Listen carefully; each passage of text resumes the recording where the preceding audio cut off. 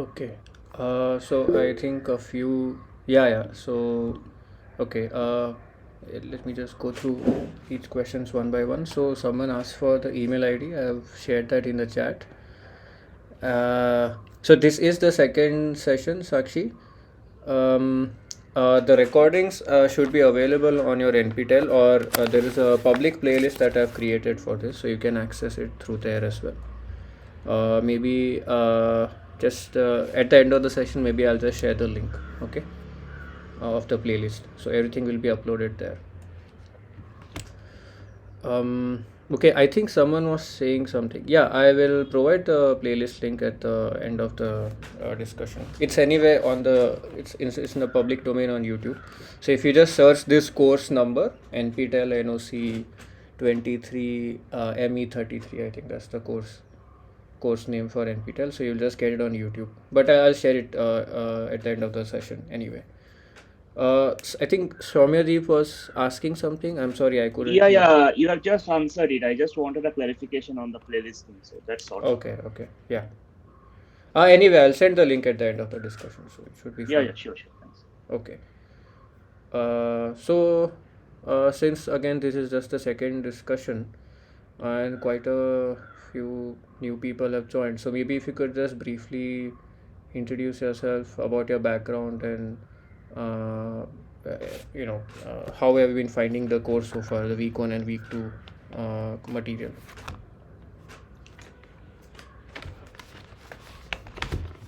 So maybe Soumyadeep, were you there last time? No, no, this is the first time attending these Okay, sessions okay, of okay. yours. Maybe you could just Yeah, so so I did my PhD from the Indian Institute of Science, Bangalore. So okay, okay, recently I've been toying around with data sciences and quantum computing and whatnot. okay. So I thought I'd maybe have educate myself about the basics of optimization. Yeah, So I actually did my PhD in physics. So at that time I I see. had just a cursory understanding of optimization. I thought Mm-hmm. I would make a much firmer background for myself in this field. Okay, So that's why I'm taking this course. Okay. okay, great. Anyone else? So, Yeah, yeah. so how about you, Jay? What you did with this course? Sorry, are you asking me?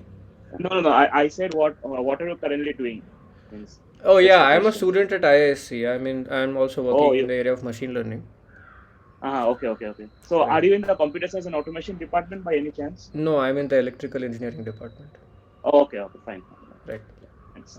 Anyone else? If you just like to share some thoughts on how you find the course material so far, or just briefly talk about your background, maybe that will help me um, fine tune the sessions accordingly. If not, we can proceed in a minute. Just waiting if someone wants to say something.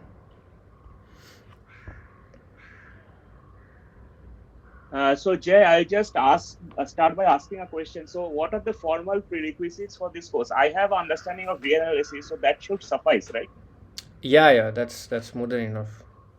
Yeah, Okay. by the way, just to avoid confusion, my name is Deep. So yeah, that's why I got confused. I'm not Yeah, Jay. yeah, yeah. Yeah, yeah. Sorry, sorry. My bad. Yeah, Yeah, no sorry about issues. that. No issues. Yeah, yeah, yeah. Um, Sorry about that. okay. So anyone else having any questions? Okay, if not, then okay, we can start. So I think quite a lot of you have not come last time. So I think what I will do is, of course, I'll go through the lecture material and solve some questions. But before that, just wanted to make sure we are all on the same page of why these prerequisites are being covered in this sequence. Basically, why these things first, and what exactly are we going to look at in this. So, by the way, is everyone familiar with the idea of optimization? I mean, I'm sure you would have seen the lecture contents, but it's safe to assume that that's a basic common sense idea of okay, why we optimize and how frequently the optimization problems are encountered, what kind of problems are encountered. So I'm hoping that those things are all uh, there is at least some idea about those things. If not, please let me know so that I can maybe go through that as well.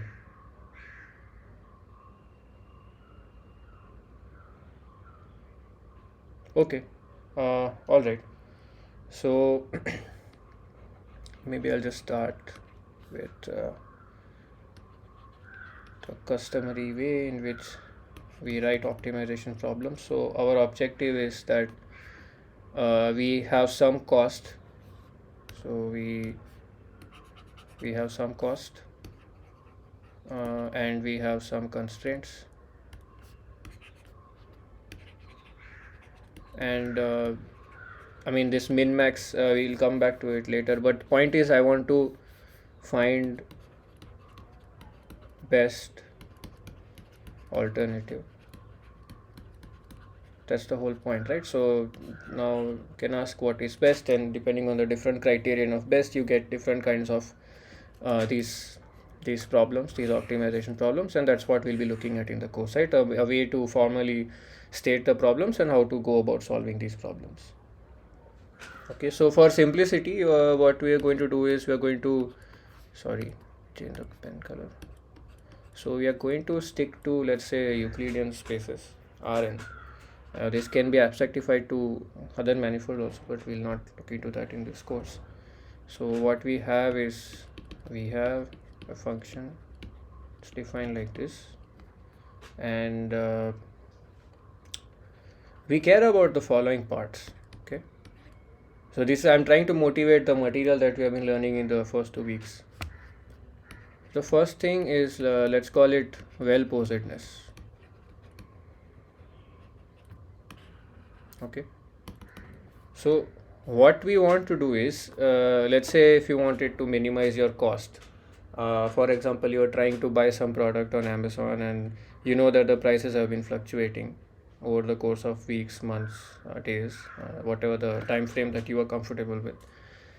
And the thing is, you would want to make a decision. The item is pretty costly, it is very important that you buy it, so you would want to minimize the money that you have to pay. But at the same time, you have other constraints, like for example, you don't want to end up staring at the Amazon website throughout the day for weeks or months just to find the biggest price dip and then buy it, right? So there are some constraints that you have to satisfy.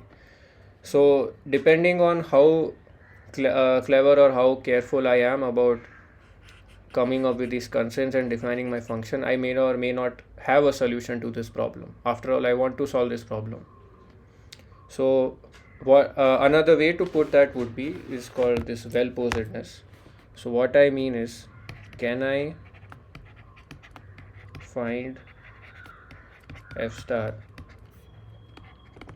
such that f of x is greater than equal to f of x star for all x in the feasible set or in the constraint set. Okay, so just the obvious example, which I think you might have seen multiple times by now. So minimum x or r e to the minus x. Can anyone tell me what is this?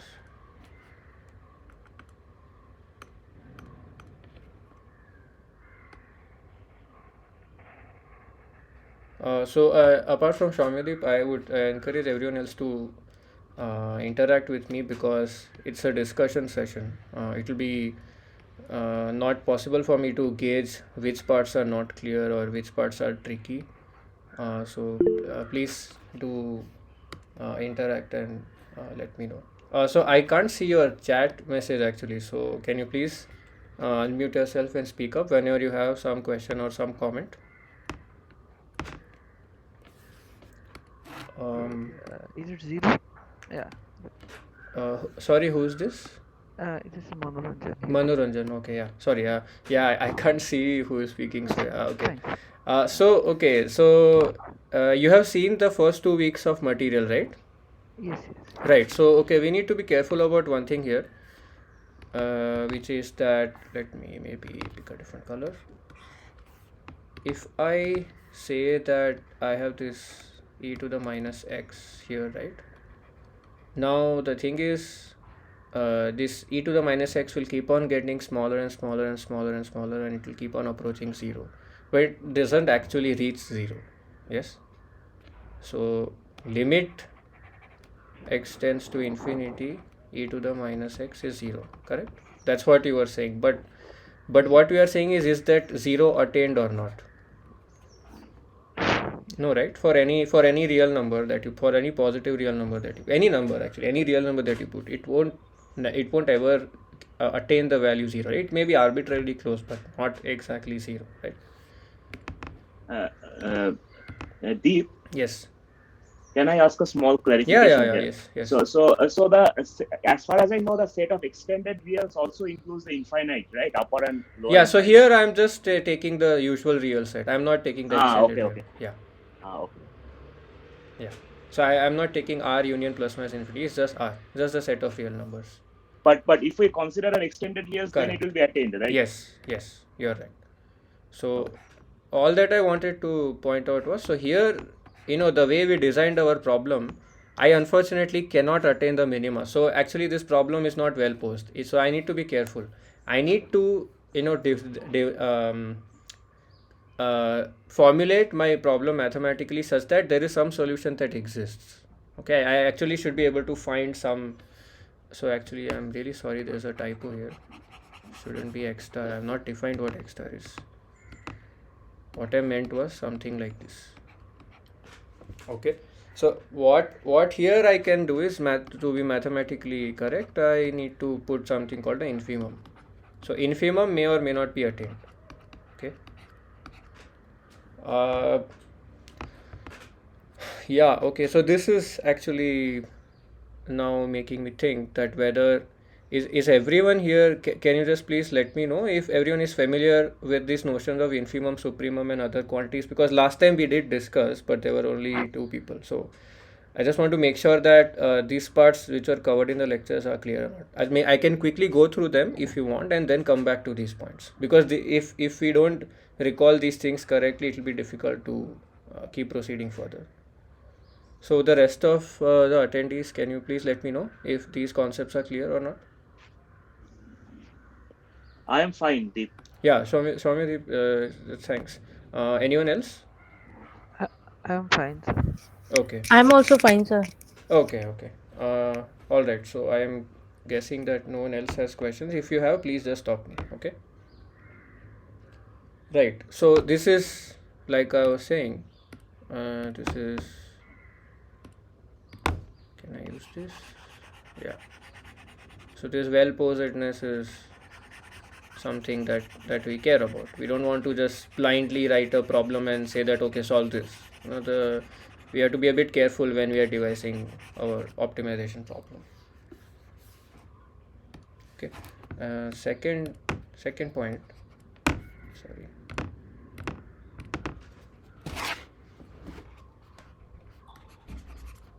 The second point is, let's call it solvability.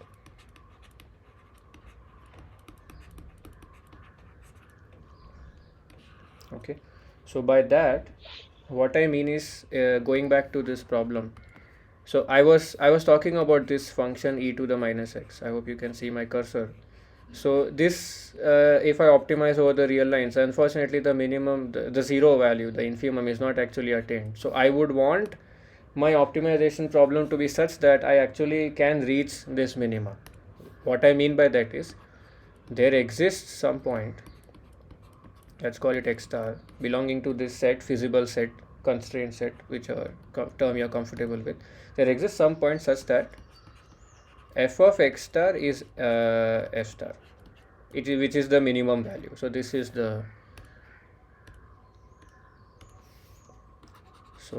this f star is the minimum value.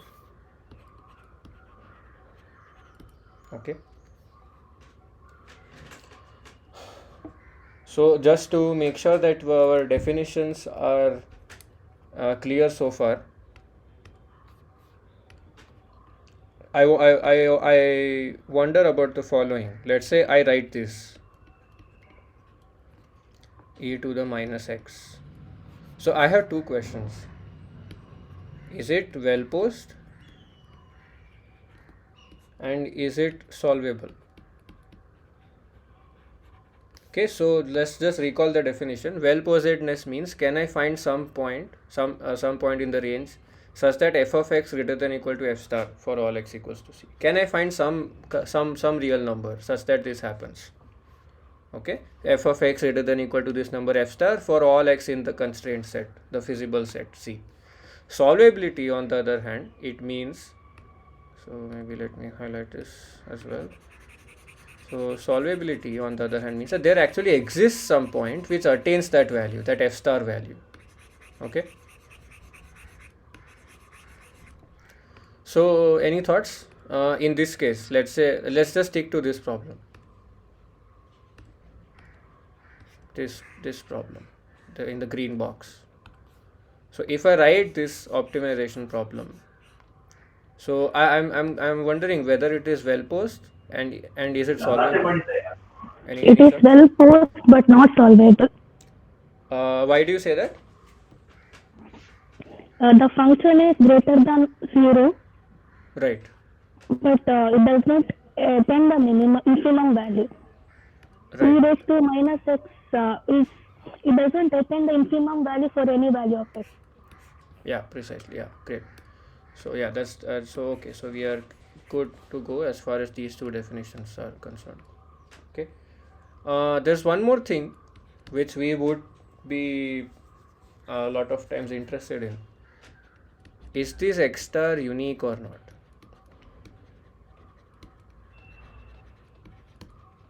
Okay. So so maybe I can put it alternatively. So does there exist some other, let's call it x star star, which is not the same as x star, of course belonging to C, this always has to be satisfied, such that f of x star star is also attaining at x star star also we are attaining this f star value. Okay, this is another question we might be interested in. Why is that? Can anyone give a simple example why we, or for example, do we even need to state this? I mean, isn't it always guaranteed that we'll get a unique optimal solution? Yeah, if the function is non-monotonous, then maybe. Right. So Always just, it is unique. sorry, Always it is unique. it's always unique. Okay. How about this one? So let me. Okay. So okay, let me set up the following function. Let's call f of x is x minus a squared, x greater than or equal to a 0 if x is between minus a to a. So a is some constant, and x plus a square if x is less than or equal to minus a. So by the way, I hope my handwriting is okay. It's legible so far, I hope. If not, please let me know. So this function, how will it be? So okay, maybe I should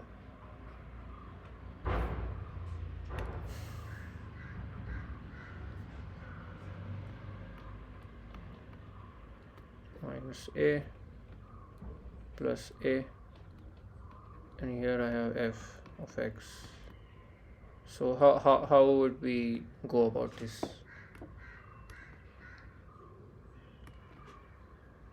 So for there example, should be two branches to this function, right? One to the that is increasing monotonously to the right of a, yeah, and one to the left of minus a, and stays constant in between, right?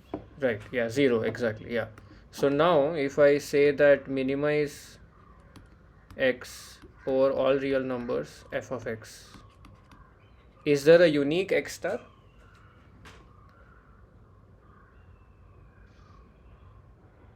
In other words, are there different points, let's say x star star x star, such that they both attain the same minimum value? So okay, what is the minimum value here in this case? It's 0, right? It's 0, right? Yeah, it's 0. So is there only one point? No, there is an infinite amount number. Yeah, so yeah, right. So basically for all x in minus a to a, we have f of x equal to f star equals to 0, right? So x star, okay, x star maybe x star is not unique. Okay, so but on the other hand, like you people pointed out, if I were to instead write a monotone function, so this is not monotone actually, it's something else. So if I have just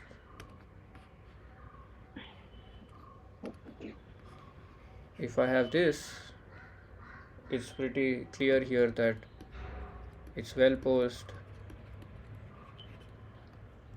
solvable, and unique X star, right? The thing is, I would want these things. So I'm not just trying to be pedantic here.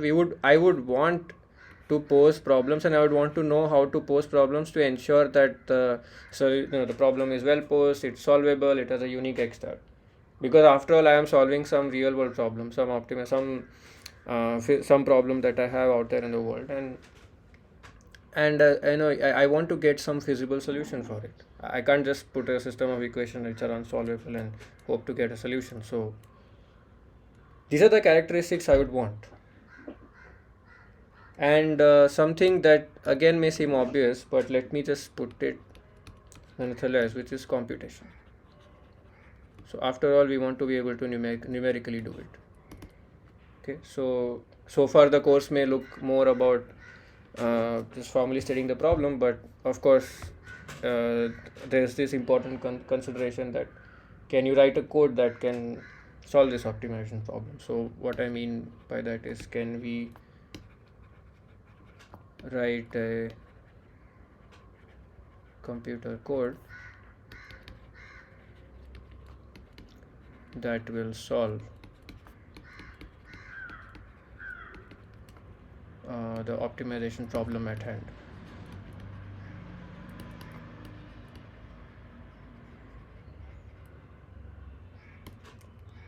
Okay, so by solve, what I mean is, for example, compute some approximation of f star and find some x hat which is close to x star, so that we can attain this f hat which is in turn close to f star. Okay, so just for the sake of concreteness, I am putting these thoughts. This is what we implicitly assume when we are looking at an optimization problem and trying to formulate it, trying to understand it, trying to solve it. So so building upon that, one more observation that I would like to make about the methods that we'll be discussing for the rest of the course. Life is not often kind. We may have to resort to iterative ways of solving a problem. Sometimes we may get a closed form expression, but most often that's not the case. So what we want to do is, can we come up with some algorithms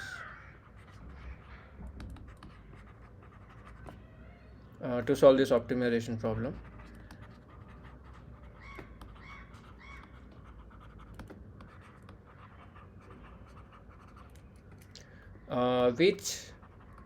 by which I mean, so can you come up with an algorithm to solve the optimization problem which generates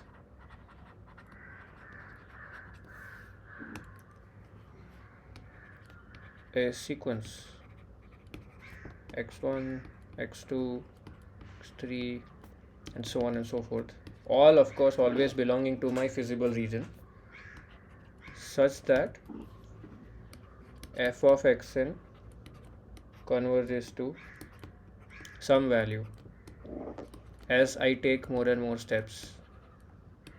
Okay, so I just wanted to put this because there's a reason why we are looking at sequences, not just because it may seem like some prerequisite, but it naturally arises. A lot of the problems that we are going to solve, we are going to solve in an iterative fashion, so it will generate a sequence of these intermediate solutions, and we hope that the intermediate solutions within quotes is a sequence such that we reach this optimal point. Okay, so ideally what we would need is, we would expect that xn converges to the x star. Okay, but maybe towards the end of the course you might start seeing that maybe that's too much to expect, because for example, it may not be unique. So it's not clear which XR you might end up going, but we might settle with something less, which is saying that at least we reach an optimal value, need not be the desired optimal point. Okay. Since we are on this, so what have we looked at so far? We have said that okay, I need to be a bit careful when I am writing my optimization problem, in the sense that it should be well posed, so there should be an optimal solution. Should be solvable in the sense that there should actually be some point in that feasible region which attains that value. Preferably it would be unique. If it's unique, that will be great. It should be computable, because after all I'm going to use a computer to do it, and the way I do it is going to be in this iterative fashion, right? So hence this notion of coming up with clever ways of generating a sequence to reach the desired optimal point. And since we talk about the convergence, so another thing which we will be looking at to some extent is that how fast will this convergence happen. Okay, that's also something we care about, because after all we are solving something on a computer in an iterative fashion. So we don't want to solve the problem if it's simply not going to happen in finite amount of time. We might either formulate it in some other way, or we may just give up on that problem and maybe solve some approximation, some other surrogate problem of the original optimization problem. Okay, so how fast does this convergence happen? And something else which might seem more clear towards the end of the course, which is that will this convergence happen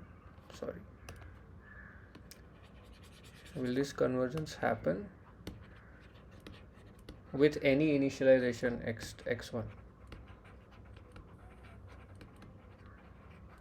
Okay, so instead of x1, I could have started maybe with some x1 prime, and that would generate a sequence x2 prime and x3 prime and so on. Again, I ensure that it's in the feasible region, feasible set, constraint set. Does it still give me some convergence properties? Okay, so just one more point, and the perhaps the last and obvious one is it's an algorithm. We want the algorithm terminate in finite amount of time.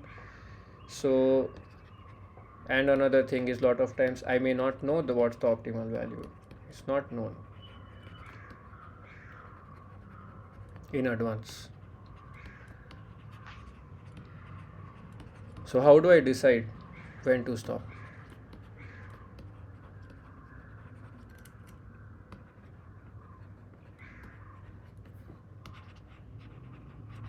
So the reason why I'm writing these things, even though some of them might seem obvious, is keep all of these points in mind when we are encountering any of the optimization algorithms or any of the new concepts that we are seeing, because this is the underlying philosophy. This is one way to think about devising optimization problems. There's a reason why the course is designed the way it is, and maybe one way to look at it would be breaking it down into these questions. Should be well posed, should be solvable. So I'm finding iterative solutions, and since I'm finding iterative solutions, how fast the convergence happens, and a lot of times I don't know what the optimal value is, so how do I stop my algorithm? Okay, so a lot of these problems we'll see the answer becomes easy or becomes concrete if we have something which is called convexity, which we will come to in the coming weeks. But roughly speaking, if you have any functions like this, like parabola like functions, then you can see that there's a nice basin. So imagine a ball just rolling from some point and it will more or less land here. So if we have nice functions like this, we can answer a lot of these questions about convergence and about when to stop our algorithm and so on. Okay, just to tease out a bit, and also to bring into a bigger perspective that why we are looking at these mathematical preliminaries before we move on to the actual optimization material. Okay, one more clarification. So for example, maybe I gave a, where is it? Right. Yeah, here I've already put that here. So, and this is the subject of lecture 3 as well, at least in the beginning. So, does anyone recall something, some result which is relevant to this point that I mentioned about solvability? Can anyone elaborate on that? We did see something along these lines, but it was stated in slightly different terms. Hello, Yeah, Deep. yeah, Yeah. yeah. So I remember that he was telling something about bounded functions and compact functions Minimum is taking, attained. yeah, the attainability Yeah, of minimum in the case of bounded and Minimum is compact attained. functions. right. Yeah. So that's the Weierstrass theorem. Okay. Yeah, Bolzano-Weierstrass theorem. Yeah. No, Bolzano-Weierstrass is something else, but yeah, we will need that to prove Weierstrass theorem. Okay. So, all right. So maybe let's do that. I'm guessing everyone. Yeah, you have a question? Deep, I have a small doubt. Yes. So when you are going through point number 1, 2, 3, 4, I believe, on iterations. So the professor was saying that at that time when he was teaching that the Bolzano-Weierstrass theorem is very important for proving the convergence properties. Right. So is that relevant for going that property when you are doing iterative evaluation of algorithms? Just to be concrete. Yes, in the sense that basically you have a sequence, and like you said, that's I have a sequence here, and if I can, sorry, let me undo that. In a way, you're right. I'm not sure if we will see any convergence proofs, but it's not exactly true. But we would want to find some appropriate subsequence that actually converges. So in a sense, yes, but we. I don't know, maybe we'll come back to it later, but we won't exactly be using Bolzano-Weierstrass. We'll do something else. But you need to prove an existence theorem of sorts, right? That there exists such a convergence sequence. Yeah, right? yeah. So that's what I was saying. So you might use it to prove, let's say, something like Weierstrass, and then on top of that, you may assume things like compactness and continuous function and so on. So indirectly, it is used. Yes, that's true. Okay. Yeah. And one other thing is that in point number 4, I believe you said that when you want to terminate that you have reached sufficiently close, like computation. Right. So a priori, is it possible to say that how near the optimal point the algorithm will converge to? And will it be dependent on the precision of the computer and things like that, all those things? So it is more about. So this question is more about how convex or non-convex the function is. So for example, if I initialize here, right? Sorry, maybe you can't see the point. I'm saying if you initialize here at this point, can you see my cursor? Yeah. So if I initialize at that point, and if I'm I'll end up reaching this point, but actually I want to reach this point. Yeah, so the global and local question is there, right? Yeah. So depends on where. So this is another reason, by the way, why I said where we initialize might matter. But if the function is maybe nice like this, it doesn't matter, right? Wherever I start, I'll keep going down. I'll reach the point. Same ball rolling example. I mean, here also you can roll the ball, and let's say maybe for a better clarity, let me put this to be very high.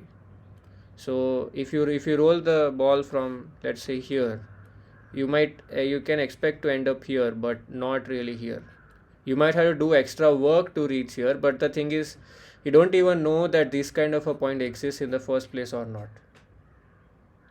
Okay. Yeah, so it depends on the terrain of the function, right? The guarantees we can give. For example, here in this case, it could be something like this. Okay. So now if I push from here, and if I pushed it a lot harder, it might overcome the barrier, but then ended up being here. But then I was better off here. Okay. Got it. Right. So this is where this, by the way, this kind of nice thing, this is called convexity. Okay. And this is called the non-convex. So maybe let me just write it down. Okay, so this is the convex part, and we'll come to this. I'm not trying to cover it in a hurry, just giving a teaser. This is a non-convex part. So this is why it's difficult. So a lot of the questions that we ask, their answers are somewhat easy if we have nice functions like this. Okay, but if the moment we have so many bumps like this in the function, then it becomes very difficult to answer. Okay, whether we reach a minimum, when will we reach, what kind of minima we reach. It's difficult to answer such questions. Okay. Yeah, got it. Yeah, thanks.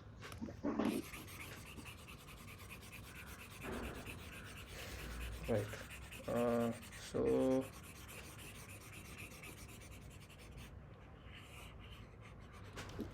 what I will do is,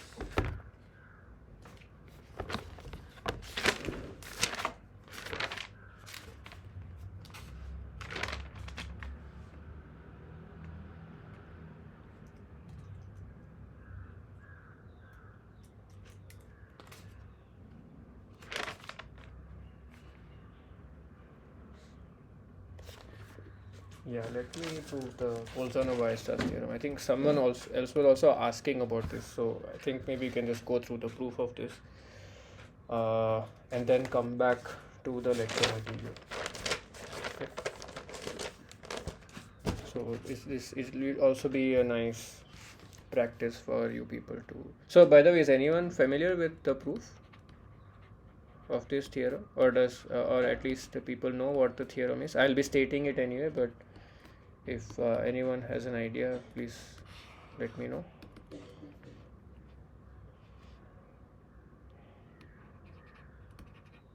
Okay, so the statement goes as follows.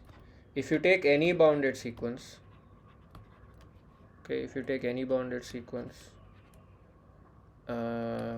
xn real valued sequence, it has a convergent subsequence.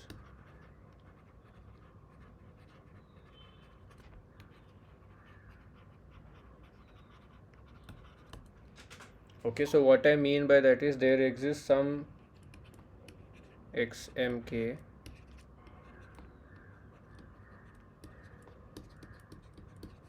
which is convergent, some x star. This will become clear why we care about this.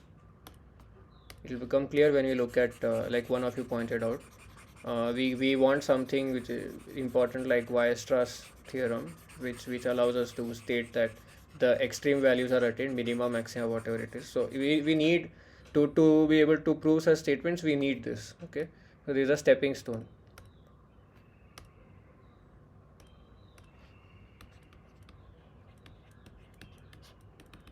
So any suggestions on how to go about this? So what information do we have? We know that the sequence is bounded both above and below. So we know that there exists some m and m, some real numbers such that any element of the sequence, it lies between this m and m.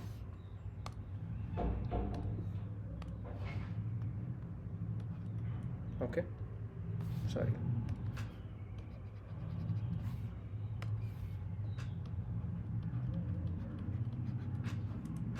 All right. So this is just a definition of boundedness. So this is what we are given with. And what we want to prove is we want to find some subset of these xn's such that they eventually concentrate around some point. So pictorially speaking, if I have a, let's say, take a real line, and you have a bunch of points x1, x2, x3, x4, and so on and so forth, I want to end up picking some subset such that eventually everything is centered around this point. I mean, you can't see it here partly because intend it to be like that. It's all concentrated around this point eventually. So I want to pick out some MK, some subset of this set, such that eventually I concentrate around the point. That's the meaning of saying finding a convergent subsequence.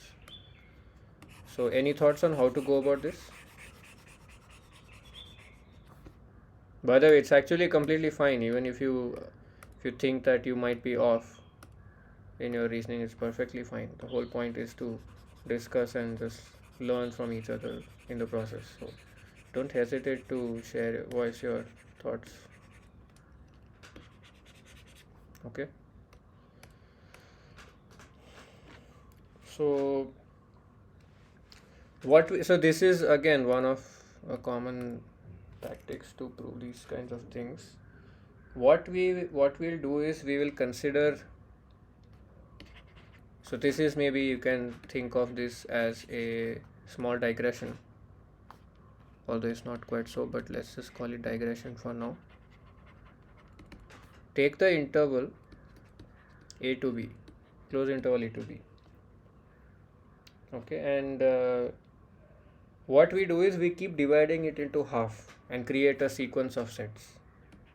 So what I'll have is I1, I2, I3 and so on. So what I mean is, if you have AB, so midpoint, you break it into half. Okay, then this point you again break it into half. Take this point, again break into half. You keep dividing the set into two pieces, two halves. Okay, it doesn't have to be equal. Okay, you can keep, but for simplicity you can assume that way. So what we will end up having is, so this I1 is nothing but A1 B1, which is nothing but AB. This I2 will be a subset of this I1, because like I said, if I have AB, I am breaking it into two parts. So I have my point here. This is my new set, and this set is also my another set. So I am breaking into I1, I2, I3, and then I2 in turn can be broken into I4, I5, then I3 can in turn be broken I6, I7, and so on and so forth. So what I am going to get is a sequence of sets. Okay.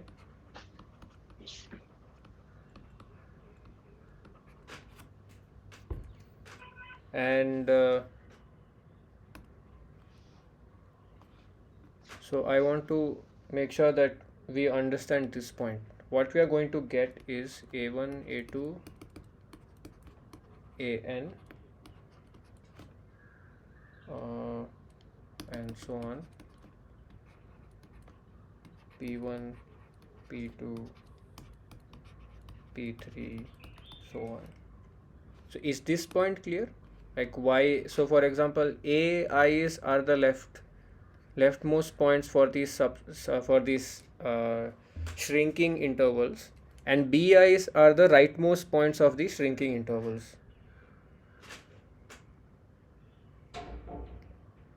So is it clear that A1 will be increasing and AI will be increasing and BJ will be decreasing? Maybe I'll put it here,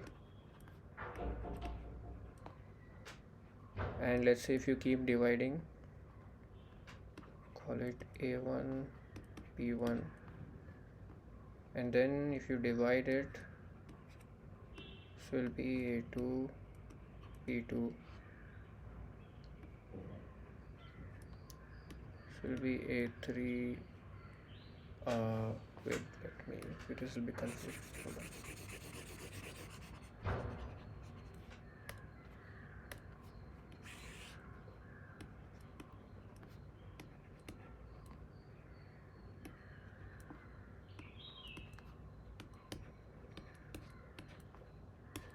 So maybe I'll just go step by step. So what we have is this interval I. So can someone suggest me how would I go about breaking this interval I1 into pieces?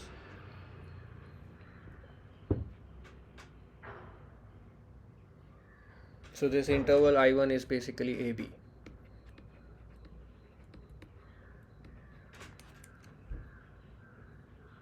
Yeah, so you pick a number C that is strictly less than B and strictly greater than A, right? Right. Yeah, let's call it C. Yeah. Then?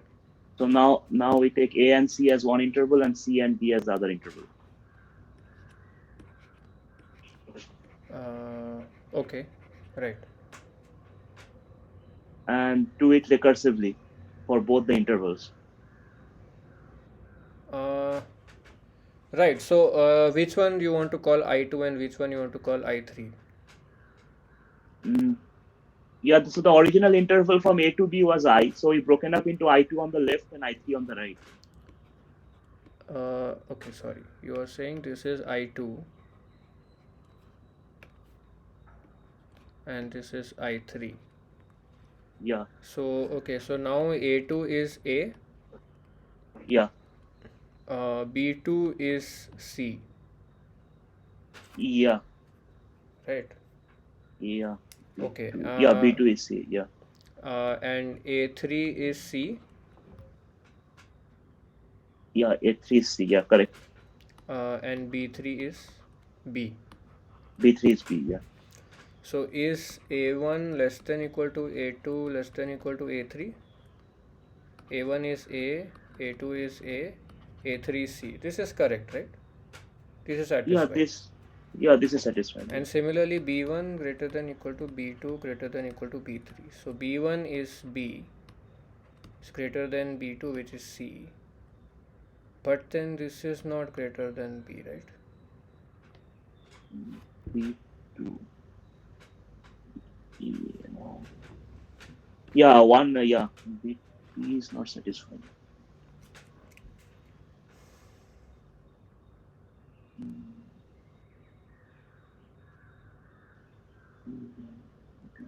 This B is less than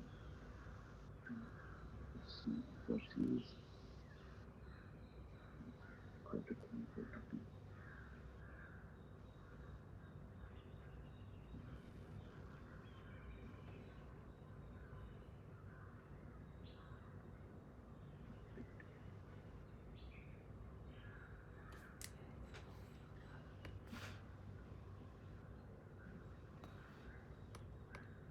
Any other thoughts? How could this be satisfied?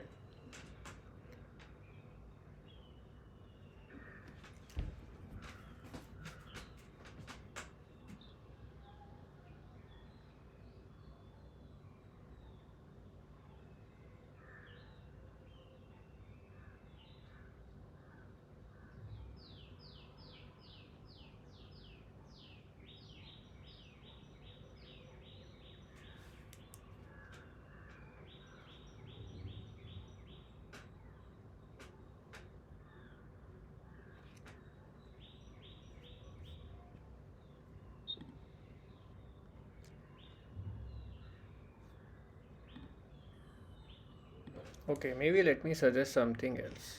So it's an attempt. It's a good attempt. We'll have to change it slightly. So again, just to recall, what we want is we want BIs to decrease. So we want uh, the BIs to come on this side, and we want the AIs to increase. So we want the BIs to decrease, we want the AIs to increase. Okay, so we want the AIs to increase and BIs to decrease. What does this correspond to? So think of it like this. If you have, so A and B here are the limits of my the upper and lower bounds for my sequence. My sequence is confined between A and B. What I am going to end up doing is I keep shrinking this interval. Okay, I keep shrinking this interval to something, let's say half, smaller and smaller, and pick one point from each of these shrinking intervals. That's I mean, I'm just literally giving away the answer. This is going to be the subsequence that I'm looking for, because ultimately think of it like this. If I have a sequence, if I have a interval which is this big, if I keep shrinking this gap, this interval length, eventually there is no way for the point to go except to stay within an epsilon interval, right? Is that part visually, can you imagine that? So if I start from this point, if I start with this interval, if I keep shrinking this interval, if I keep eventually shrinking this interval, ultimately all the points, if I pick cleverly, they'll be in certain small interval around this, right? Can you visually just see that pictorially at least? We'll make it clear, formally precise, but this is the idea. This is why we are trying to use the limits, the upper and lower bounds for the sequence, and trying to shrink that to get what we want. Sir, Yeah. sir, I can visualize that, but the question that is coming to my mind is, I mean, how to shrink it? Yeah. I mean, there can be any number between A to B. So, how to shrink so that? Yeah. Yeah. Yeah. That's what I was about. So yeah, I think anyone else also has some question before we go ahead to the steps. Hello. Yeah. Yeah, I'll come to that point, how to shrink it. But any other questions or any other doubts? Deep, in a nutshell, so you are basically choosing a subset of the original interval, strictly a subset, Yes. and that should increase some cleverly defined points, right? Yes. That always includes. Yeah. And it will become clear why we want to do it this way. So, for example, I'll just write for concreteness, ANs are increasing and BNs are decreasing. And because the ANs are bounded above by the B, that means that their limit exists. So, AN converges to some A star less than equal to B, less than equal to B. And similarly, BNs converges to B star, which is greater than equal to A. I maybe sped up a bit here, but is this part clear, or should we go through the proof of this as well? Please let me know. So this follows from the completeness axiom, right? Yes. Yeah. So that's we'll use this in a moment. So I'm just want to confirm this. This part is at least clear, right? To Yes. everyone? Yes. Okay, fine.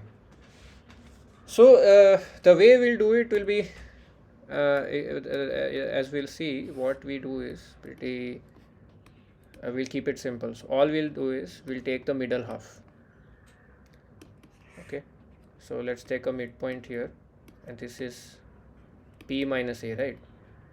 So we'll just call this B minus A by 2, and this is A plus B by 2. Okay, so we can just do this.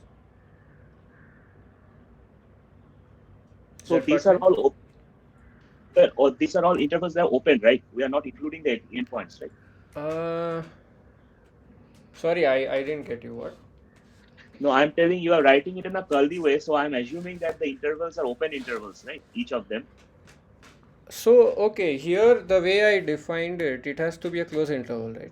So the way I'm doing it is I'm taking the same, taking this AB, I'm just shrinking it into something smaller. That's all. Okay, so they're all closed. Okay. Yeah. Okay, fine. Because well, yeah, that's not important, but the point is here for the sets that we are dealing with are specifically these closed and bounded sets.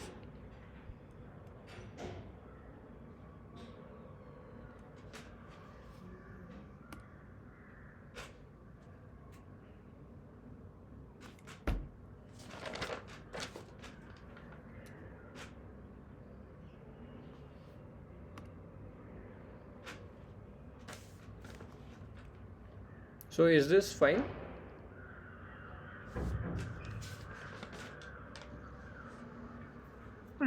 Yes, sir. Okay. So like I was saying before, ANs are converging to A's. Someone has joined. Okay. Yeah, so as I was saying, AN is converging to A star and BN is converging to B star.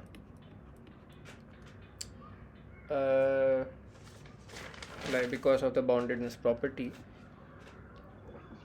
So one thing which is clear to us is that this interval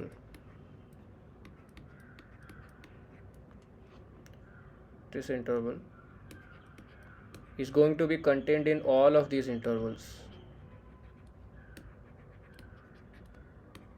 Is that part fine?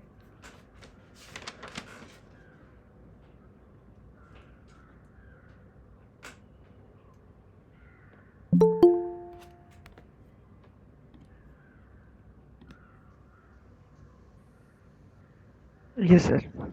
This part is fine, right? It's so I'm just saying this limiting point. So you keep shrinking. I'm taking the smallest possible part. That will be contained in all the intervals, right? That's all. That's what I've written here.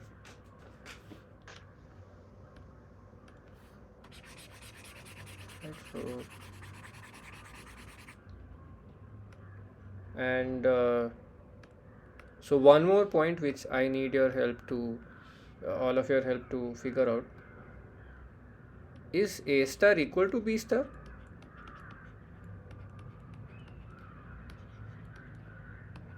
Or is it different?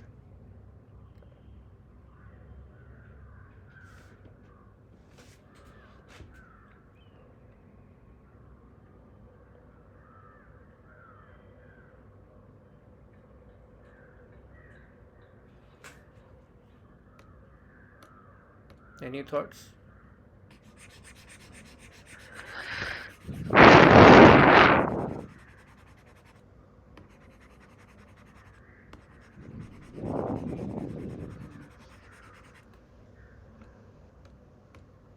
I should say they are different.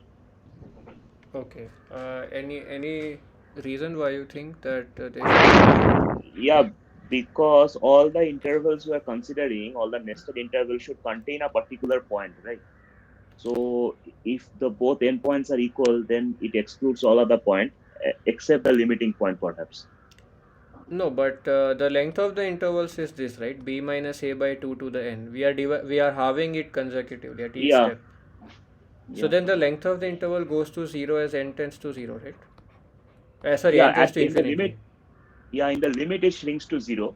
Yeah, that's Yeah, so true. this is the limiting point, right? Okay, okay, then they're equal. Yeah, Yeah, and the I limit point thought is otherwise. actually attained precisely because of the fact that these are all bounded sequences, right? Yeah, So this is actually true, right? Because this length of the, so this is what I think someone was asking, right? How do we shrink this? So one way to do it would be this. You just half the lengths, and you don't have to be specific about, like I was saying, you don't have to be specific about uh, midpoint. I mean, I just said one way to do it. I'm not saying necessarily do this, because sequence could be jumping around in weird ways. It doesn't have to be this way. Okay, what I meant to say was you pick an increasing set of AIs and decreasing set of BIs such that the length of those intervals are basically halved consecutively. So how we do it is not really important. It's just an existence proof here. Okay, so because the length of this interval keeps shrinking to 0, we are, like I was saying, we are confining ultimately the point to settle exactly at this A star point and B star point, which happen to be the same point. Okay, so now what we will do is, having set up this digression, having looked at this digression, what we'll do is we will take point in each of these intervals. Okay, from each of these shrinking intervals, we'll pick this. So pick xm1, xm2, and so on, xmk in ik. So remember, each of these intervals is of length b minus a by 2 to the k. Okay, I'm just successively halving the interval. So because of the way we have picked this subsequence, we have ensured that xmk converges to some a star as k tends to infinity. So this is our desired subsequence.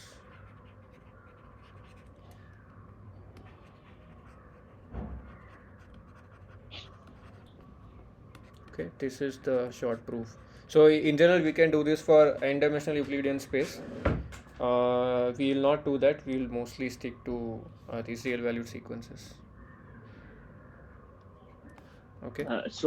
Deep, a small question. So as long as we can identify a norm on a metric space, say, so these proofs can be extended, right? Yeah. Yes. Yeah. Okay. For any metric space in general, you can do this. Yes. Okay.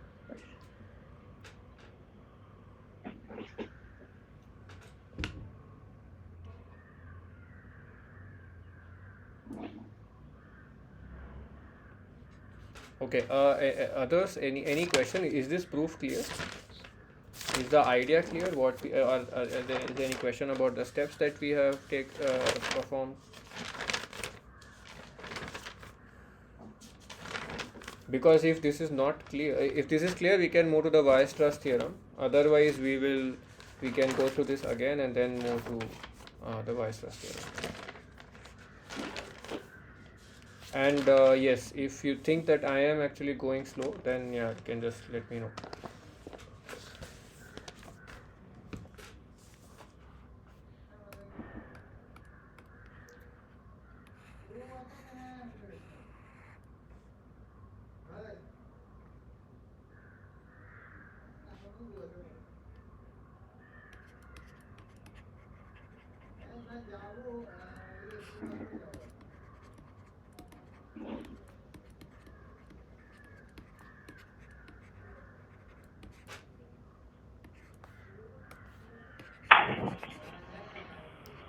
So if there are no questions, then I can move on and come to this point that we alluded to in the beginning, in the last 1 hour. We're talking about solvability, well-posedness, and so on. So this theorem is important because what it says is, if there is a set which is closed and bounded, and f there is a function from this set, it's a real valued function with this as the domain. If this is continuous, then the minima and maxima are actually attained. So there is x star and x upper star belonging to this point, belonging to this set A, such that f of x star less than equal to f of x less than equal to fx upper star for all x in A. Okay, so this is the theorem that we wanted to prove, and we needed the Bolzano-Weierstrass, and we will see soon where we need it. But this is a theorem that's another way to perhaps motivate that why we would care about not just arbitrarily posing an optimization problem, because we cannot guarantee that the extremal points are attained. Okay, so let's see the proof. Maybe it's not be so clear right off the bat, so let's see. So what we will do is, let's just we'll just do one side, which is the minimum. Exactly the same argument holds for the maximum. Okay, so we'll just worry about the minimum for now. So what we'll do is, we'll define the infimum of the function f over this set A. Okay, and since this is an infimum, what we can say is, this is just by definition of infimum, by the way. You pick some numbers, arbitrarily small number, let's call it alpha, sorry, terrible notation, not alpha, we call it epsilon. Take epsilon is 1 by m. Then there exists some element in the set A, by definition of infimum, such that f of xm is less than equal to alpha plus 1 by m. So this part is fine, right? It's just the greatest lower bound. if I have some function, if I have this as the infimum, right? If the moment I try to push this line a bit upwards, there will be some point which is actually some point on this curve which is below this line. Okay, I'm just applying the definition of this infimum here. Is this part fine? So is there any restriction on M? Is it confined to natural numbers or it's arbitrary? Yeah. So M is a natural number.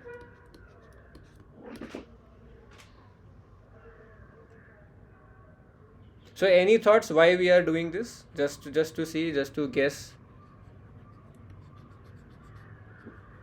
why we are so keep in mind we want to use Bolzano-Weierstrass theorem. So what do we need to apply Bolzano-Weierstrass theorem? So we need to find a subsequence, right, that converges to the optimal point somehow. So first of all, to find the right. So you said subsequence, but for that we will need the sequence, right? Yeah, I was thinking of saying sequence only. Yeah. So exactly. So this is our way of defining the sequence. Is our sequence of interest. Okay.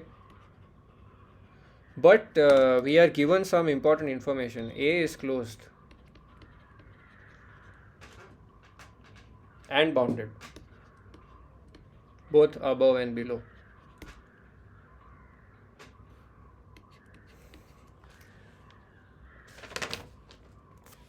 So what can we say based on this? The sequence is bounded. So this sequence is bounded. What can we say about that? And it's also closed. This set is also closed. What can we say based on this? Any thoughts? Any guesses?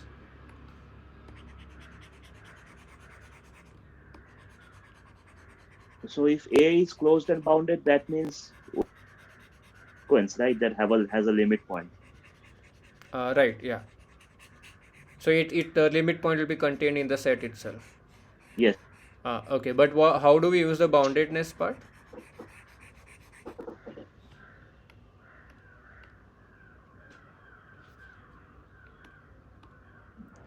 So how about this Bolzano-Weierstrass?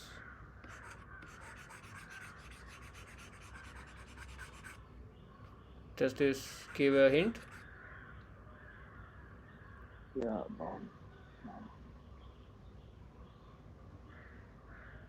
So for any bounded sequence, what can we say?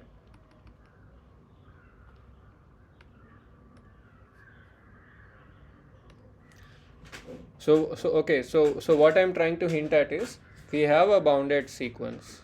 Okay, so that means that there is some convergent subsequence of this sequence xm. Moreover, because this set is closed, that limit point is also contained in the set itself. So what I mean is there exists some point x star. So maybe I want to write x lower star here just to indicate the minima. There exists some x star in the set A itself such that there exists a such that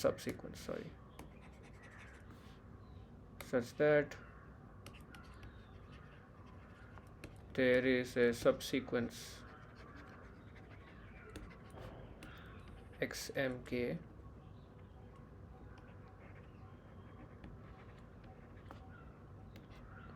which converges to x star. Okay, again x star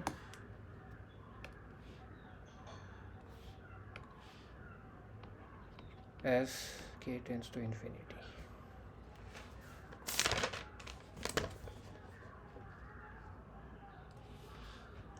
Does this make sense?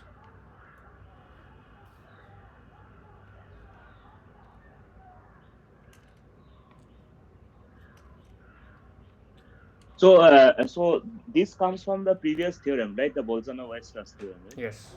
This thing. Yes. So let me. Yeah. Thanks. Maybe I'll just clarify this. Let me put this. So this whole thing is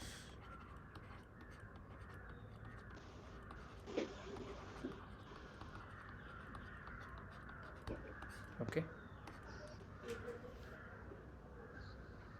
So what? I mean, that's okay. So, all right. So again, let's maybe go to some simple observations. Sorry. So what have we used so far? Let's take a let's budget for what we have used so far. A is closed and bounded. Okay. Poles on a wire stress.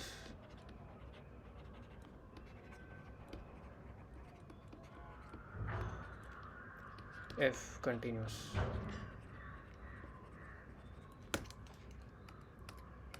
So which one of these sets of information have we used so far?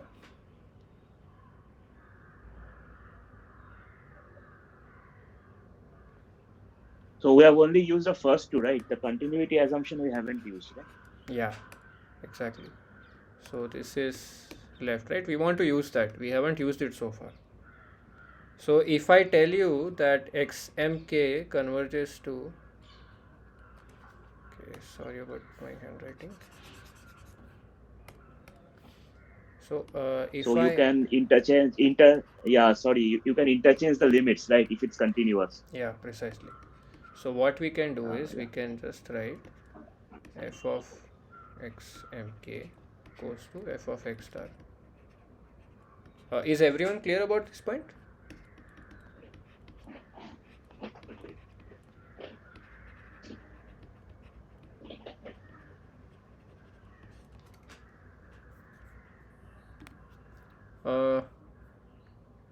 Novendu, Manoranjan, Dhyanesh, is it clear?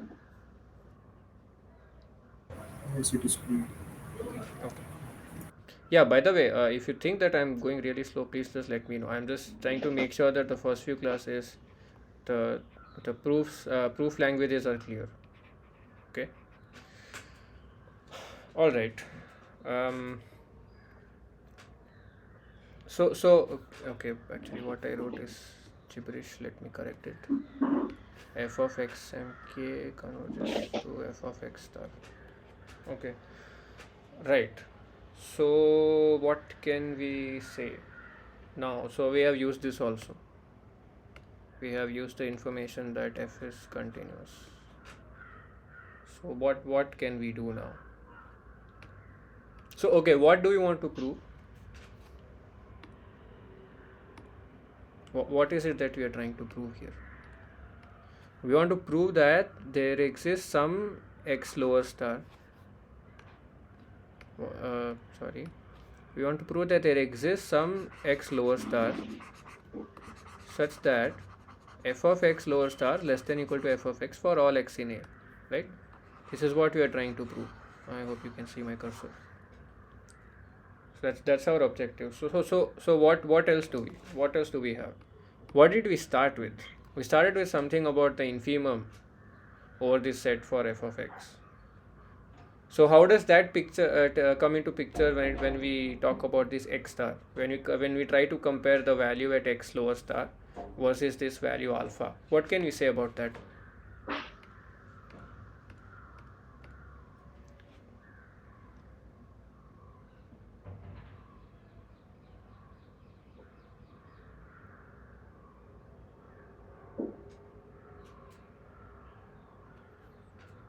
So maybe let me write this, then it might become clear.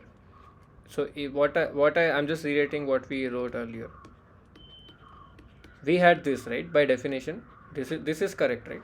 We chose the XMKs to be such that they are following this result. This part is by definition. I hope that we are on the same page regarding this, right? For all k. So if I apply limit to this, what happens? Any guesses?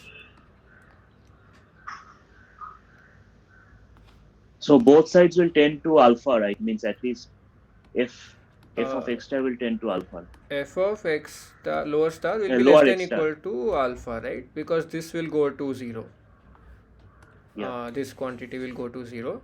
This quantity, because f is continuous, we just now saw that because of Bolzano-Weierstrass, we found a convergent subsequence, right, to some x lower star in the set A itself. Because f is continuous, f also the sequence f of xmk also converges to f of x lower star. Okay, so what we have ultimately gotten is this. And what is alpha? That's by definition infimum of x f of x. Okay, so what this gives us is since x keep mixing between x upper star and lower star, sorry about that. So what we have is x lower star is of course in A because A is closed and bounded, and what we are given is f of x star less than equal to infimum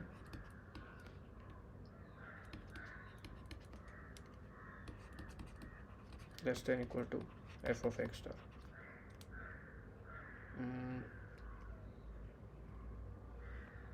Again I'm mixing up the stars, sorry.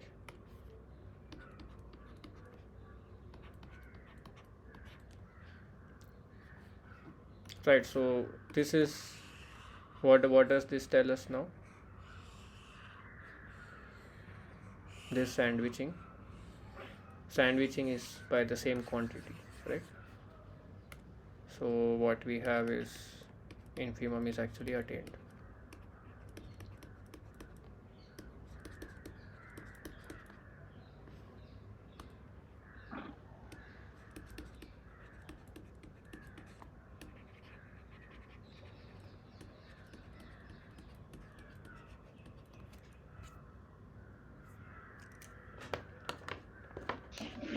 Is this part clear?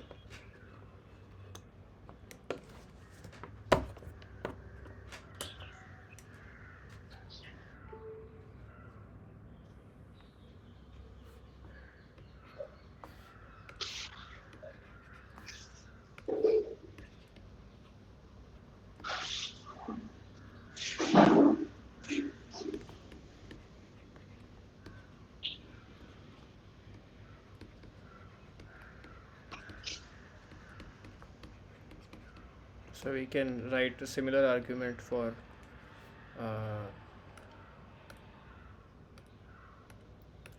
the supremum. So maybe I'll not say same but similar because slight change, but it's a set instead of infimum you are dealing with supremum.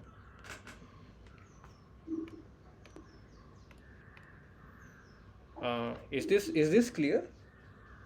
Why we are writing it like this?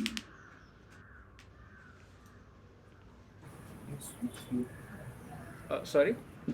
It's clear. Okay.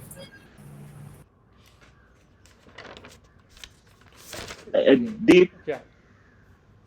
Yeah. So I got mostly the argument. So if I have to go over it again, do you suggest any books where these proofs are given, means for reading up again?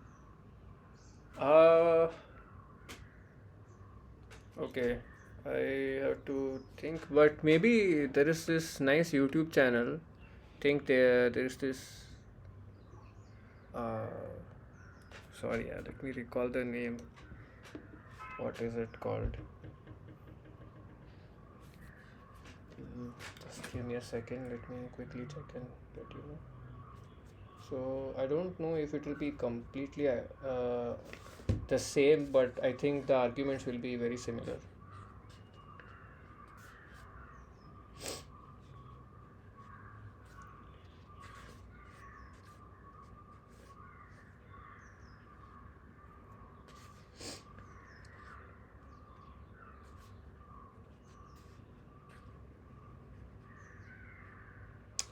There is this channel called The Bright Side of Mathematics.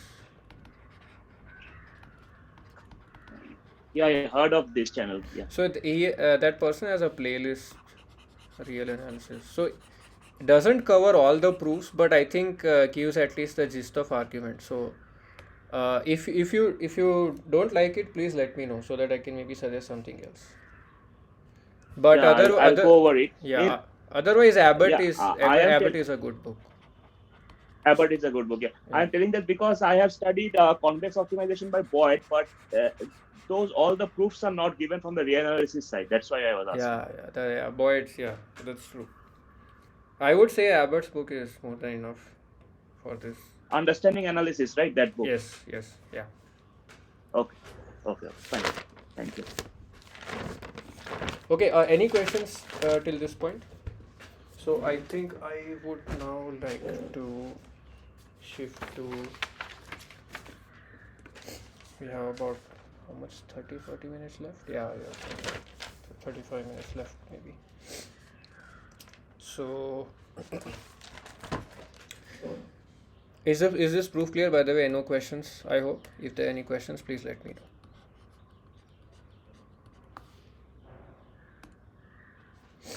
So just another pictorial way to motivate why we would want these properties. So what do I mean by the properties?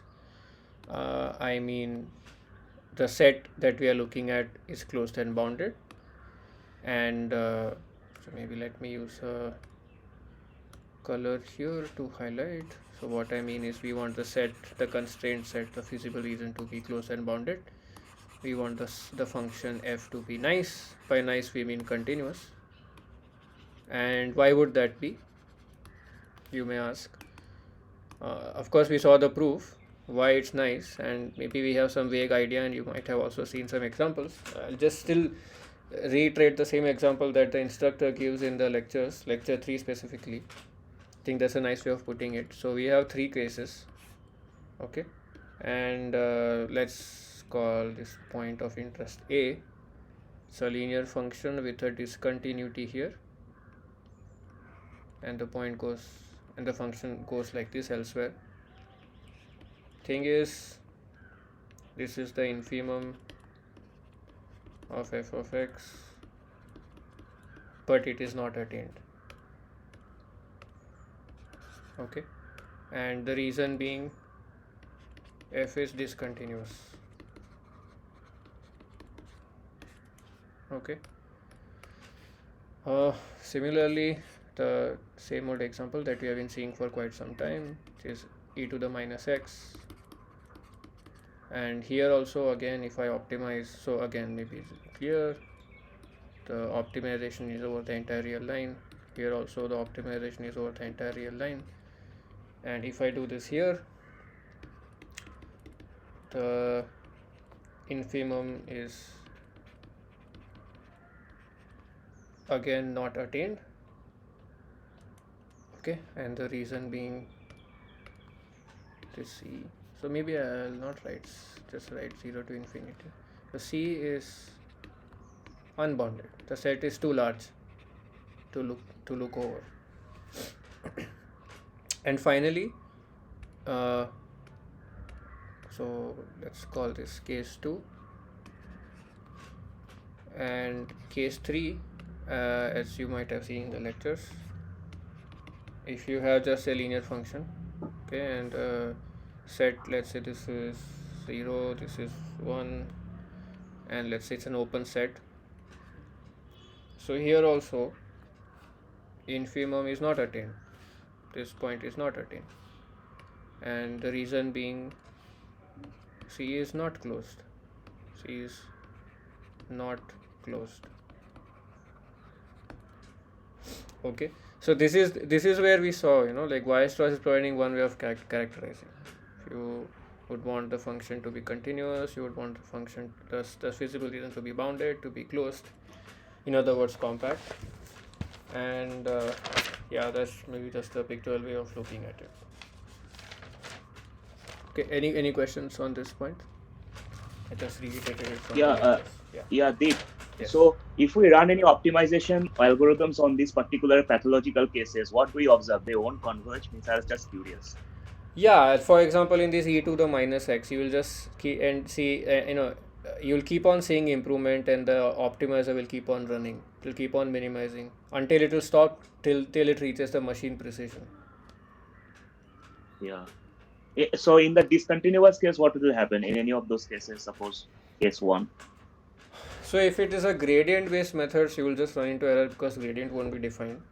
Okay. Yeah. If it is a non-gradient based method, then I'm not sure. I have to think about it. Okay. Okay. Yeah. Okay.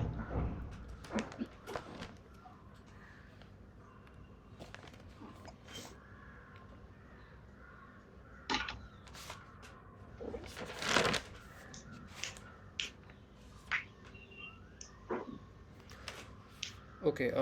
So before we move on to the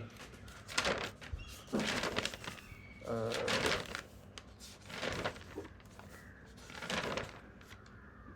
right. So before we move on to the practice problems, just want to make sure that you people understood the argument for this theorem.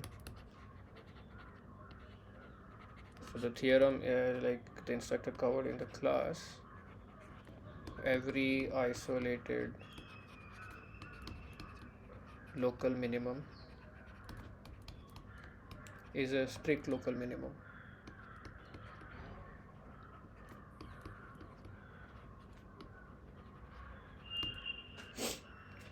So was this proof understood by you people, or do you want to go through it again, the arguments?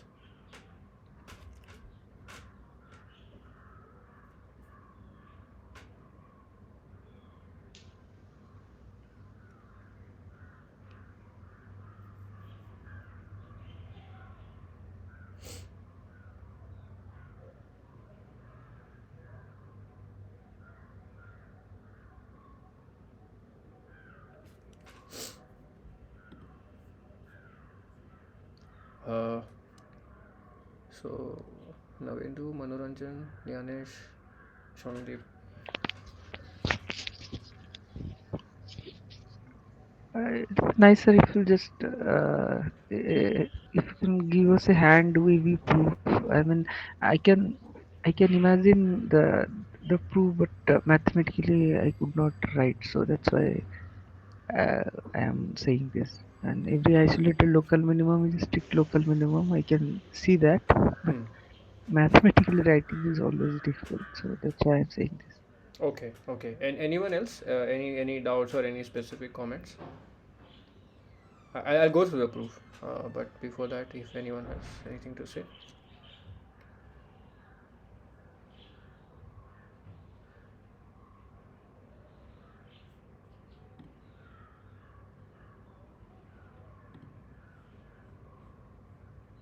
Okay, so let me just try going through the proof. So the reason why I asked this is because it's a nice excuse to make sure the definitions are clear.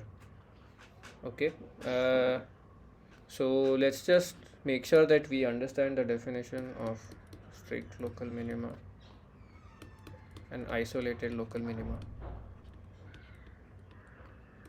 So strict means simply that if there exists some neighborhood around a point such that f of x star is less than f of x for all x in this neighborhood. Okay, that's just the usual definition, and obviously x not equal to x star. Isolated, on the other hand, as the name suggests, x star is the only local minimum in a certain neighborhood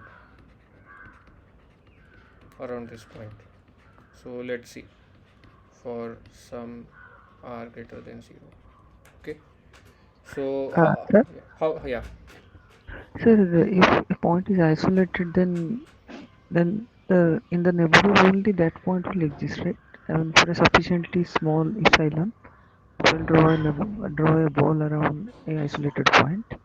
Then only one point will exist. Am I correct here? sorry, can you repeat your question? I didn't get you.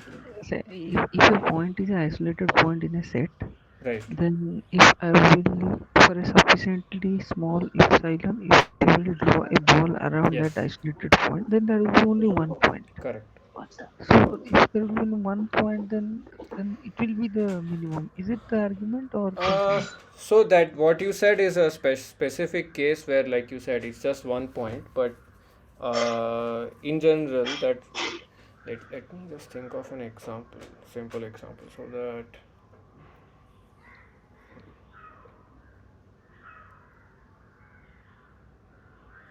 okay, how about what example he gave in the class itself? Let's just take this example and think it through. So if I recall correctly, the example that he had given was there is this close interval, there is this close interval, and functions your e to the minus x.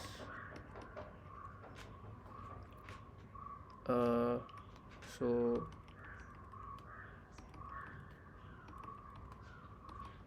right, so let's say we are looking at this point as opposed to, and these are the 2 points of interest, right? Because these are the two minima, so to speak. I just I'm thinking out loud. Is this not a isolated local minimum? This green point?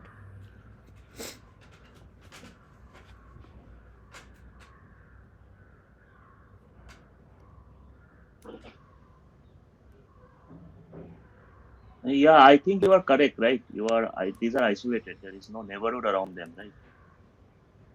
I mean, there is a neighborhood around them. This one, Yeah, No, there but is a neighborhood. but there's no other local minimum, right? Oh, Is it or is it not? isolated point. Sir, is it an isolated point? I'm not. So okay, so what you are talking about isolated point, we are not talking about isolated point. Okay, I think what you are talking about is something like this. Let's say I have how do I put it? Okay, yeah. So let's take this. So let's take this -1. This is 0. This is 1, 1 by 2. So you take a sequence xn, where xn is 1 by n, and you also take the point -1. So your 1 by n will keep approaching 0. Is that correct? 1 by n will go to 0, right? As n tends to infinity. So I'll read somewhere here. Now what about -1? Is there any neighborhood that I can construct around this such that the intersection with this whole set is 0, is null set? Yes. So I think you are talking about this isolated notion, right? Yes. But isolated minima, all that we are saying is in a certain neighborhood, that is the only local minima available to us. It doesn't have to be an isolated point. Does that make sense? Sir, come again, please. Isolated local minimum. Yeah, so what I'm saying is, what you are talking about is the isolated point idea. What I'm saying is, here when we say isolated, all that we are saying is, around a given point, if we can draw a ball such that in... So there seem to be some issues with the last 30 minutes or so of recording. So let me go through these portions again for the sake of completeness. So continuing the discussion about this theorem on the Weierstrass theorem, I just wanted to reiterate the same points, the conditions that we require for the Weierstrass theorem on the function and the set C, the set of constraints or the set of feasible region. With this pictorial description, that is a reiteration from the lecture 3. So we have 3 cases here. Let's look at the first case. So here what we have is we have a function discontinuity at this point A. So you have this line going here, there's a discontinuity, and then there's another line here. Now here the infimum is unfortunately not attained because f is discontinuous. Similarly, in case 2, we'll take the same old example, e to the minus x, and let's say we are looking for the minima of this function over the set over this real line, and maybe we'll restrict it to 0 to infinity. Here again infimum is not attained because, well, one thing that we notice here is that the set over which we are optimizing is unbounded, right? And in the case 3, the function is very simple, it's just a line, but the set here is the open interval 0 to 1, and here we see that the infimum is not attained because set is not closed. So just to motivate that, Weierstrass theorem is really useful because it's showing us, it's giving us criterion that under the condition that the function is continuous, the constraint set of the feasible region is bounded and closed, you are guaranteed that the function will attain the minima and the maxima. Okay. Alright, so the next point that we want to look at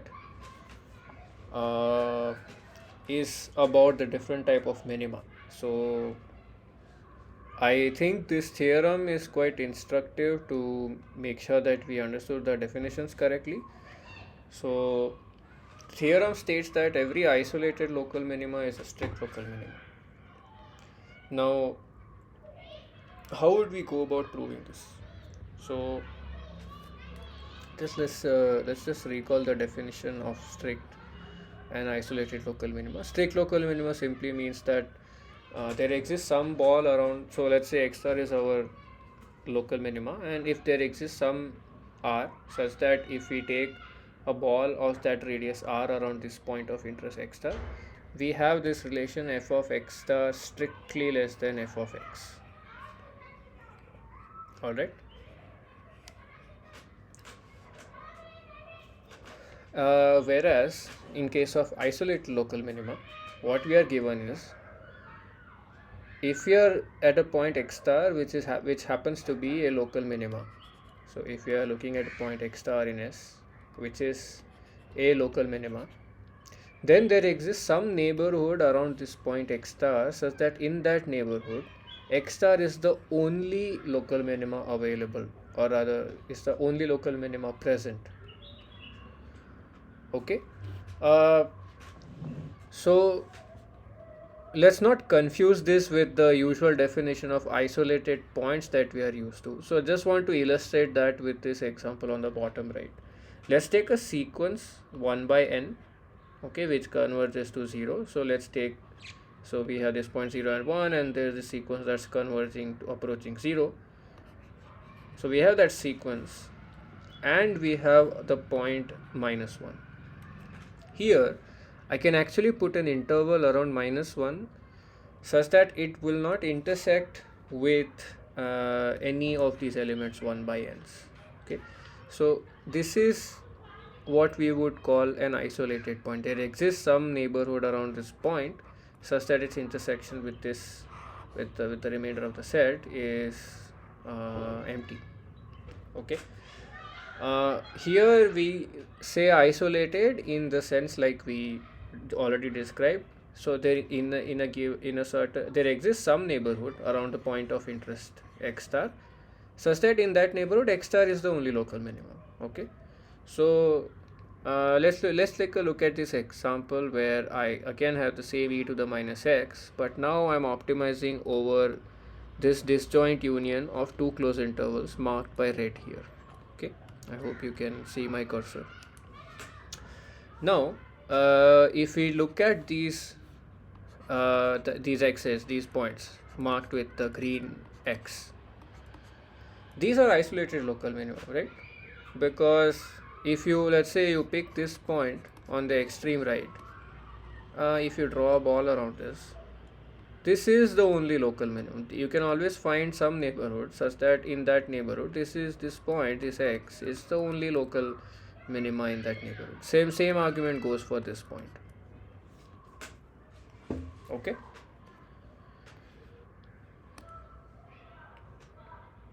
So I just I just further illustrated this because, for example, you may have a situation like this as opposed to this. What I mean is,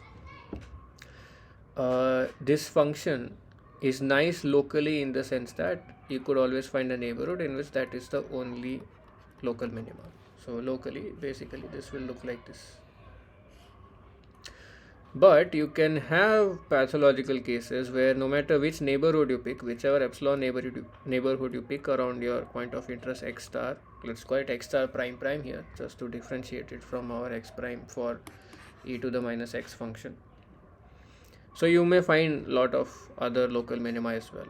So we want to distinguish situations like this and situations like this, e to the minus x. Okay. So this is one way to distinguish between these functions when we are optimizing. So let's go to the proof. Okay, maybe before that we can just reiterate the statement. So the statement that we are trying to prove is every isolated local minima is a strict local minima. So how to go about this? So let's try to prove by contradiction.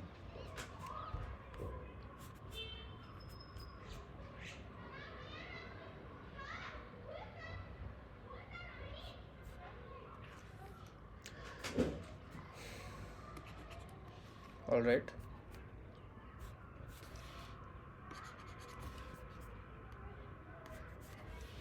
So what we'll do is, let's say there is a point x star which is a isolated local minima, but it's not a strict local minima, by which we mean to say that no matter which radius, whatever r you give, some positive r, can always find an x in the ball centered around this point x star with this radius r, such that that point which is different from x star, this point x is different from x star, attains the same value as f of x star. Okay, so in words, what I'm trying to say is, if it's not a strict local minimum, no matter whichever neighborhood you look at around this point x star, there will always be some other point which attains value equal to this value f of x star.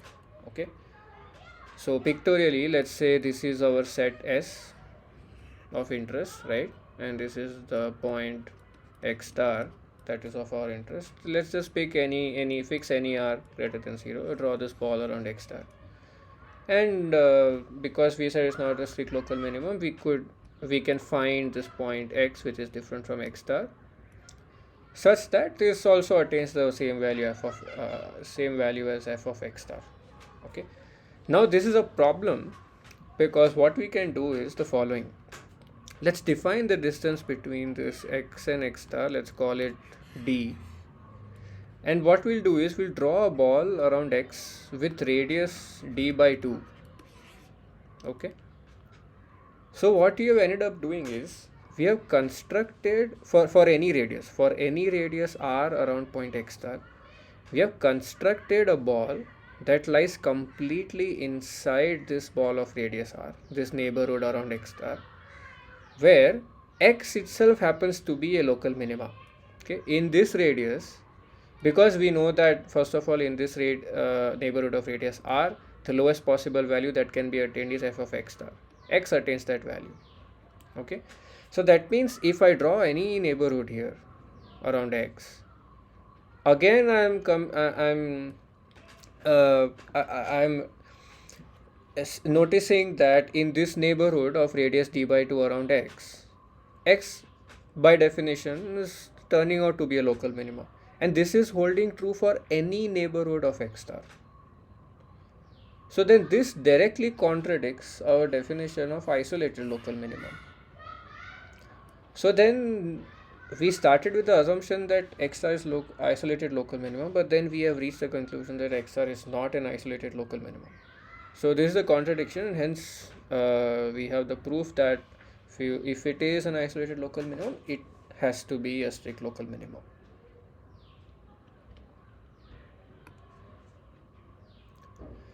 Okay, that was pretty much it. So just very briefly, the plan for the next week's discussion is that,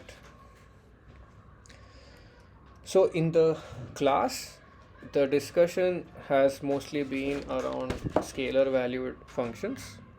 Okay, they could have multivariate inputs, but the output is always scalar valued. So what we will do is we will revisit the idea of Taylor's theorem, and we'll also do some small derivations and obtain similar expressions like we saw in the class for vector valued functions.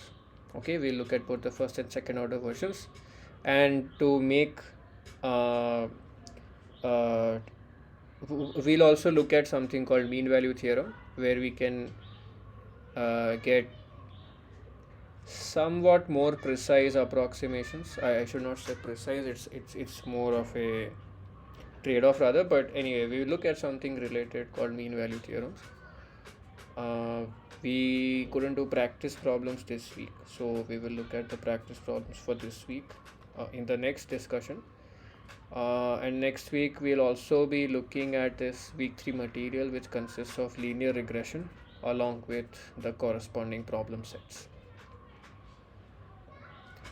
Okay, I think that's pretty much it for this week's discussion.